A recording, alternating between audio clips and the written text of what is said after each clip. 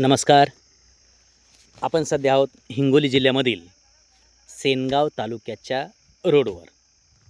समोरची दृश्य जी आपल्याला दिसतात ही आहे ट्रॅक्टरच्या उभ्या असलेल्या डिझेलसाठी रांगा.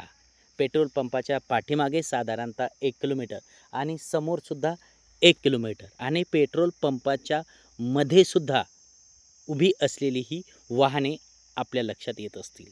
बरं, हे उभे राहूनसुद्धा पेट्रोल पंप मालक, डिझेल मालक यांना किती 1,000 रुपयाचं फक्त डिझेल देतो आणि त्या 1,000 रुपयाच्या डिझेलसाठी इथे आपण ही उभ्या असलेल्या रांगा पाहतोय.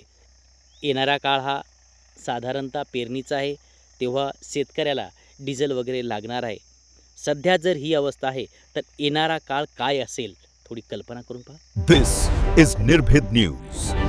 Fearless journalism.